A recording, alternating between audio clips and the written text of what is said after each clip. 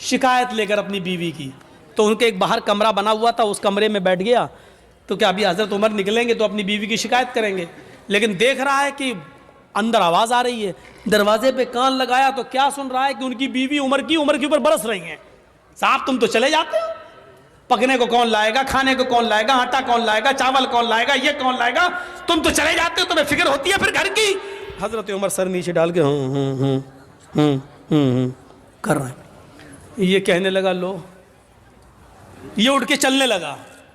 हज़रत उमर थोड़ी देर के बाद घर से निकले, कमरे में आए, क्या है यहाँ तो एक आदमी बैठा, देखा वो जा रहा है, उसको आवाज़ दी, ए हेलो हेलो सुनो ए। उसने पीछे मुड़ के देखा, इधर आओ इधर इधर। जी तुम तो मेरे पास आए थे ना? जी हाँ बोलो किस काम से आए थे? नहीं नहीं अमीरुल मोमिनीन अब वो कोई काम नहीं है मेरा, मैं जा रहा हूँ। अरे नहीं तुम इतनी दूर से आए, काम बताओ, क्या काम था बताओ तो सही। कहा वो मेरा क्या काम था वो था, लेकिन वो आपके बस का नहीं है। मैं अमीरुल मोमिनीन हूँ, मेरे बस का नहीं है, मुझे लोगों की खिदमत के लिए लोगों ने अमीर बनाया और मेरे बस का नहीं है। कहा अमीरुल मोमिनीन मेरी बीवी मुझे उल्टा सीधा बोलती है, इतना बोलती है मैं सुन नहीं पाता हूँ, मैं ये शिकायत लेके आया, मैंने सोचा आपसे करेंगे, सुन रहा हूँ या देखता हूँ कि आप तो खुद ही उसी बीमारी में मुब्तला हैं, आप तो खुद अपनी बीवी के सुन रहे हैं, तो मैंने सोचा कि जब आप खुद अपना इलाज नहीं कर पा रहे तो मेरा क्या करेंगे, मैं चल दिया। कहा बैठो,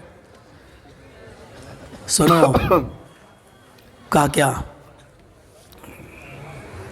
बीवी से जब मिलते हो, हम बिस्तरी करते हो, तो जो बच्चा पैदा होता है वो बच्चा किसका है? कहा मेरा। उसको नहलाने और धुलाने की जिम्मेदारी किसकी है? कहा मेरी। बीवी जो आपके बच्चे को दूध पिला रही है, ये उसकी ड्यूटी नहीं है दूध पिलाना, पिला देती है। अगर वो दूध पिलाने का पैसा आपसे मांगे तो आपको देना पड़ेगा, लेकिन फिर भी वो पिला देती है बेचारी फ्री में। ये किसकी जिम्मेदारी है दूध पिलवाने की? कहा मेरी। कहा यार जब वो हमारे बच्चे को नहला देती है, धुला देती है, लैट्रिन करा देती है, उसके गंदगी को साफ कर देती है, उसको दूध पिला देती है, खाना पकाने की जिम्मेदारी भी बीवी की नहीं है? मौलाना साहब ये क्या बयान कर रहे हो? घर का कहीं उल्टा सीधा ना हो जाए मामला गड़बड़।